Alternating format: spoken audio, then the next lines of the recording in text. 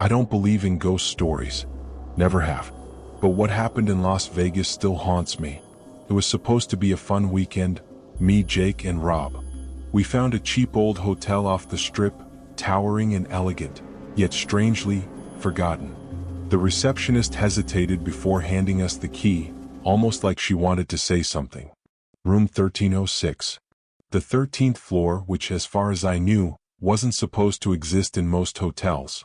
The hallway was eerily quiet, the air heavy with an old mildewy stench. The room was surprisingly grand, vintage furniture, an old radio, and a mirror so polished it felt like someone was watching through it.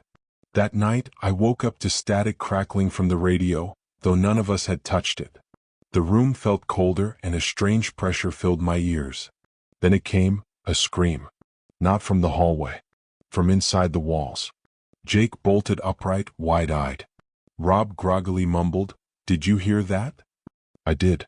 And I wish I hadn't. Morning came, but Rob didn't.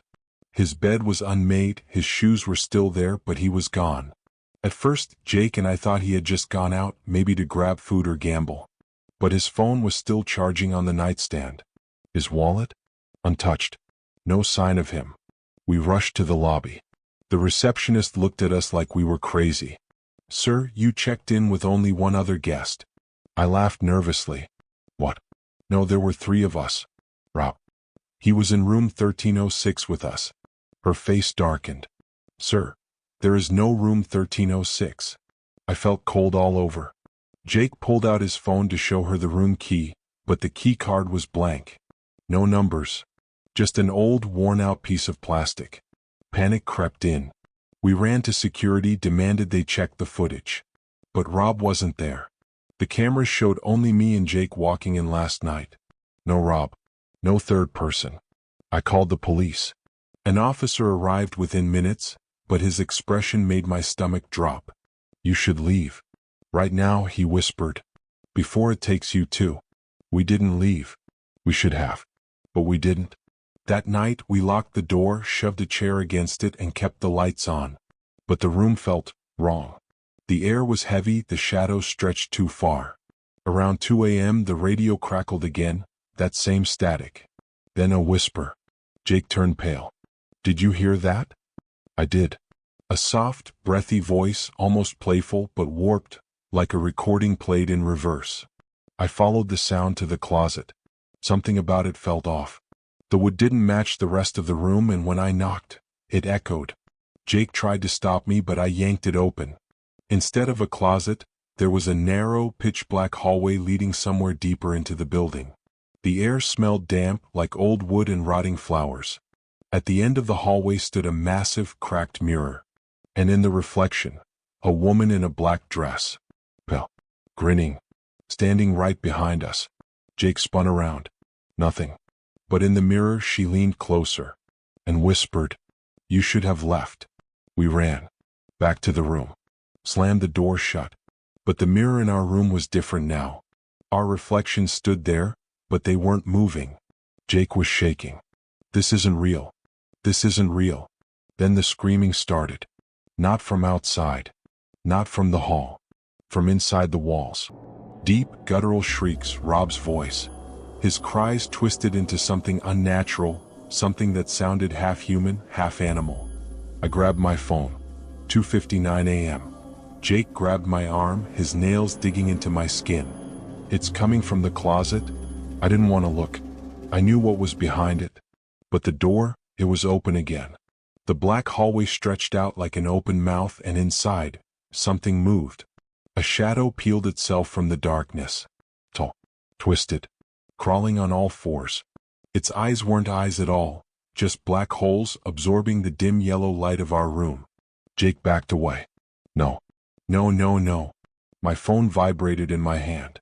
I glanced at the screen. 3 a.m. The lights flickered off. The last thing I heard before everything went black was Rob's voice. Laughing. Darkness swallowed us whole. I couldn't see Jake, but I heard him breathing fast, panicked. The air was thick, pressing against my chest like the room itself was alive. Then footsteps. Slow. Deliberate. I reached for my phone. The screen wouldn't turn on. A hand brushed my shoulder. I spun around. Jake? Silence. Then a whisper inches from my ear. You're in here with us now. The lights flickered back on. Jake was gone. Vanished. The room had changed. The bed was missing, the furniture was older, like I had stepped into the past. The walls were cracked, mold creeping along the edges. Then I saw it, the mirror.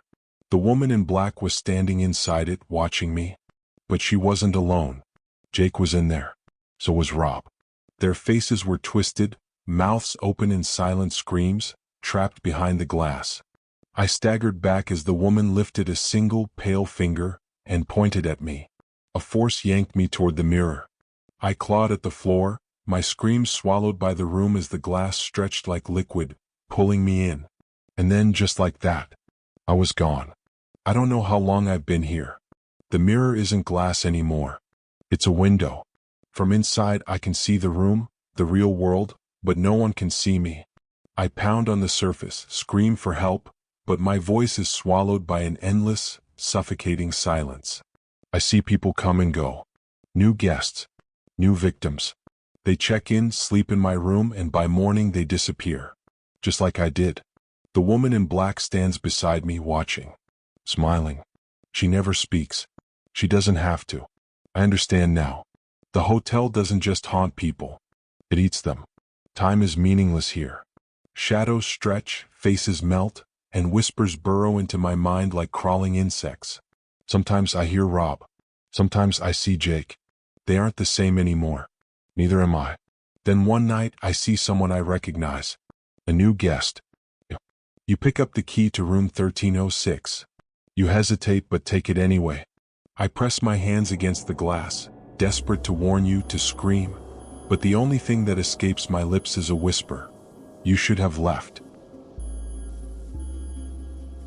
I never imagined my curiosity would lead me here, I thought as I stepped into the forgotten subway station beneath New York City. The air was thick with dust, and the distant rumble of trains above felt like echoes from another world. The station was abandoned, a relic of a bygone era hidden from the bustling city life above. I had always been drawn to urban exploration, the thrill of uncovering secrets hidden in plain sight. But this station was different. There were whispers among fellow explorers about an unmarked tunnel, one that wasn't on any official maps. It was said to exist, but no one talked about it, almost as if it were forbidden. As I moved deeper into the station, my flashlight beam catching glimpses of old graffiti and forgotten trash, I found it. The entrance was unassuming, a dark maw at the far end of the platform, partially concealed by debris. My heart raced with a mixture of excitement and unease. This tunnel shouldn't exist, yet here it was, beckoning me in. With a deep breath, I stepped into the darkness. Almost immediately, my phone's signal disappeared, and my flashlight began to flicker. I pressed on, driven by an insatiable curiosity. The tunnel seemed to stretch on endlessly, the walls closing in on me with every step. The air grew colder, more oppressive, and I couldn't shake the feeling that I was being watched. Every few steps, I heard strange sounds, whispers, the rustle of movement, the distant echo of laughter. I tried to convince myself it was just the wind or my imagination, but deep down, I knew something was wrong. The tunnel had a life of its own, and I was trespassing. As I ventured further, my flashlight's beam grew weaker, casting eerie shadows on the walls. Strange carvings appeared, symbols and patterns I couldn't decipher. My heart pounded in my chest, and I fought the urge to turn back. But curiosity kept me moving forward, deeper into the unknown. Little did I know, this forbidden entrance would lead me into a nightmare beyond my wildest fears. The air felt thick and suffocating. I began, my voice tinged with the memory of that claustrophobic atmosphere. As I ventured further into the tunnel, the darkness seemed to grow heavier, almost as if it were alive. My flashlight flickered erratically, casting eerie shadows on the walls that seemed to pulse and writhe. The carvings on the tunnel walls became more elaborate and unsettling. Strange symbols and patterns, ancient and unreadable, adorned the cold stone. My heart raced as I tried to make sense of them, but their meaning eluded me. The deeper I went, the more I felt a growing sense of dread. Suddenly, I heard it, a faint sound that sent chills down my spine. It was the unmistakable sound of children laughing, their voices echoing through the darkness. My breath hitched as I realized the impossibility of it. This tunnel had been sealed for decades. No one could be down here. Then I heard a small voice, soft and eerie, whisper my name. My blood ran cold and I swung my flashlight around, searching for the source. The light revealed nothing but more darkness and the unsettling carvings on the walls.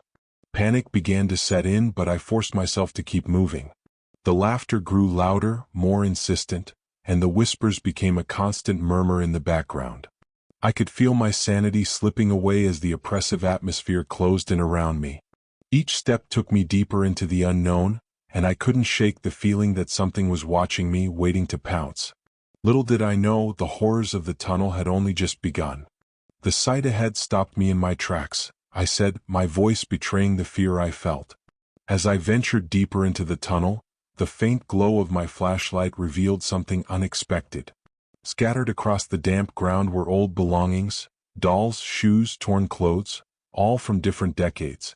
It was as if the tunnel had swallowed generations of people, leaving only their forgotten possessions behind. My heart pounded as I examined the items, each one a silent testimony to the lives lost in this forsaken place. Scribbled messages covered the walls, their desperate warnings sending chills down my spine. One message stood out, scrawled in shaky handwriting, "Don't play with her." A shadow moved ahead, small and fleeting. It was too small to be a person. Panic surged through me as I turned to leave, but the tunnel behind me had changed. The entrance was gone, replaced by an unending stretch of darkness. My breath quickened and my flashlight flickered again. The whispers grew louder, more insistent. A small voice giggled, "Wanna play?" The air grew colder and my breath turned visible. I felt a tremor beneath my feet, followed by a chilling sound. Something was crawling on the ceiling. I aimed my flashlight upward, my hands trembling. Hanging there, watching me with hollow eyes, was a figure unlike anything I had ever seen. My blood ran cold and I knew there was no turning back. The game had just begun. A small girl's voice giggled, "Wanna play?" My heart raced as the chilling words echoed through the tunnel. The air grew colder and my breath turned visible in the dim light. The ground beneath me trembled and I could hear the sound of something crawling on the ceiling above. With a sense of dread, I aimed my flickering flashlight upward. There, hanging from the ceiling, was a figure with hollow eyes, watching me intently. The sight sent a wave of terror through my body, and I stumbled backward, trying to regain my composure. The whispers and laughter grew louder, filling the tunnel with an eerie cacophony. It felt as though the walls were closing in, suffocating me with their oppressive presence. My mind raced, trying to make sense of what was happening, but the horror of the situation overwhelmed my thoughts. Desperate to escape, I turned and ran, the beam of my flashlight dancing wildly in the darkness. But no matter which direction I went, the tunnel seemed to twist and change, leading me in circles. My footsteps echoed through the endless maze, and the sound of slow, deliberate footsteps followed me, never far behind. As I rounded a corner, I stumbled upon an old newspaper clipping pinned to the wall. The headline read, "10 children missing. Last seen near the subway construction site. 1932." The photograph beneath it showed the faces of the missing children, their eyes filled with innocence and fear. A sense of hopelessness washed over me as I realized the magnitude of the nightmare I was trapped in. The cries of the missing children echoed through the tunnel, but their cries soon turned into chilling laughter. The game was far from over, and I knew I had to keep moving if I wanted to survive. The tunnel seemed to stretch on forever. I began, my voice heavy with the memory of that relentless pursuit. No matter how fast I ran or which direction I turned, the tunnel twisted and shifted, leading me back to the same place. The sound of footsteps followed me, slow and deliberate, always just behind. Panic gripped me as I realized I was trapped in a nightmarish loop. The oppressive darkness pressed in from all sides, and the whispers grew louder, filling my mind with dread. My flashlight flickered, its beam growing weaker with each passing moment. Desperate for answers, I scanned the walls for any clues. My eyes fell upon an old newspaper clipping pinned to the damp stone. The headline read, 10 children missing. Last seen near the subway construction site. 1932, the photograph beneath it showed the faces of the missing children, their eyes filled with innocence and fear. A sense of hopelessness washed over me as I realized the magnitude of the nightmare I was trapped in. The cries of the missing children echoed through the tunnel, but their cries soon turned into chilling laughter. The game was far from over, and I knew I had to keep moving if I wanted to survive. As I stumbled forward, the tunnel seemed to shift and change, twisting my path. Each turn felt like a step deeper into madness, the shadows playing tricks on my mind. The laughter grew louder, and I felt the cold grip of despair tightening around me. The chase was endless, and I knew there was no escape.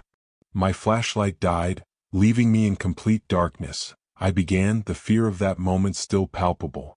The oppressive blackness pressed in on me from all sides, suffocating me with its weight. The whispers and laughter grew louder, echoing through the tunnel, filling my mind with dread. I felt a cold hand touch my shoulder and I screamed, but no sound came out.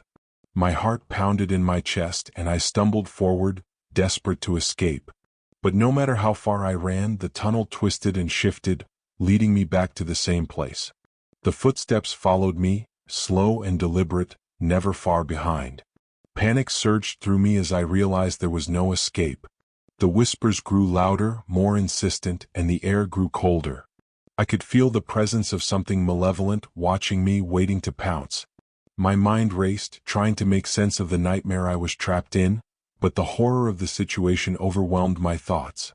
I stumbled upon a small alcove, and in the dim light, I saw my own belongings scattered on the ground. My flashlight, my phone, my backpack. The realization hit me like a punch to the gut. I was just another victim of the tunnel, another lost soul swallowed by its darkness. As the cold hand tightened its grip on my shoulder, I felt my strength slipping away. My vision blurred, and the last thing I saw was the hollow eyes of the figure watching me. The laughter grew louder, and I knew that the tunnel had claimed another victim. Decades later, another explorer would find the tunnel, drawn by the same curiosity that had led me here. They would find my belongings, a silent testimony to the horrors that lay within. And the cycle would continue, the tunnel forever hungry for more souls to ensnare. The realization hit me like a freight train. I began, my voice trembling with the memory. As I stood frozen in front of the flickering TV, my own terrified face stared back at me from the screen. The grainy footage depicted my death with chilling precision, showing scenes of panic and despair. I frantically pressed the power button, but the TV wouldn't turn off. The volume increased, the sound of my own screams echoing through the small room. My heart pounded in my chest and a cold sweat broke out on my forehead. I felt trapped, suffocated by the relentless images and sounds. Desperate to escape, I ran to the door and twisted the knob, but it wouldn't budge. The room seemed to close in around me, the walls pulsating with a malevolent energy. The whispers grew louder, turning into sinister laughter that filled my ears. Shadows danced on the walls and the temperature dropped, chilling me to the bone. I backed away from the door, my mind racing for a way out. Suddenly the lights flickered and the TV screen went black. For a brief moment there was silence. But then the screen flickered back to life, showing the same clip of my impending death. The terror I felt was overwhelming, and I knew I had to find a way to break free from the room's grip. With shaking hands, I searched the room for anything that could help me escape. But the more I searched, the more I realized that room 13 was a prison, and I was its next victim. My heart raced as I fought against the room's grip. I continued, the memory of that night vivid in my mind. The oppressive atmosphere of room 13 seemed to tighten around me, suffocating me with its weight. The TV screen flickered, showing the horrific clip of my own death on an endless loop. Desperate to escape, I banged on the door, but it remained firmly shut. My phone had no signal, and my flashlight flickered weakly, casting eerie shadows on the walls. The whispers grew louder, their sinister tones sending chills down my spine. The room felt alive as if it were feeding off my fear. As I turned back towards the TV, I saw the images becoming more disturbing. Flickering lights revealed eerie figures moving in the shadows, their eyes glowing with malevolent intent. The temperature dropped and my breath turned visible, adding to the growing sense of dread. I searched the room frantically, looking for any way out. The walls seemed to pulse with a life of their own, and the furniture shifted subtly, making the space feel increasingly alien. The TV's volume increased, and the images on the screen grew more distorted and terrifying. Panic surged through me as I realized there was no escape from room 13. The walls closed in and the sinister laughter echoed in my ears. The clip on the TV continued to show my death drawing nearer, the events matching the unfolding horror in real time. In a final, desperate attempt, I hurled myself at the door with all my strength. But it was too late. The room had claimed another victim. My attempts to escape grew increasingly frantic, I recounted, my voice filled with the terror of that night. The oppressive atmosphere of room 13 seemed to close in around me, suffocating me with its malevolent presence. The TV continued to display the horrific clip of my own death, the events on the screen mirroring the unfolding horror in real time. I pounded on the door, but it remained firmly shut. The whispers grew louder, morphing into sinister laughter that echoed through the room. Shadows danced on the walls and the temperature plummeted, chilling me to the bone. My heart raced as I realized there was no escape from the room's grip. Desperation took hold as I tried to break the windows, but they seemed impenetrable. The room felt like a prison and the walls pulsed with a life of their own. The TV's volume increased, the sound of my own screams filling the air. I could see the end drawing nearer on the screen, my fate seemingly sealed.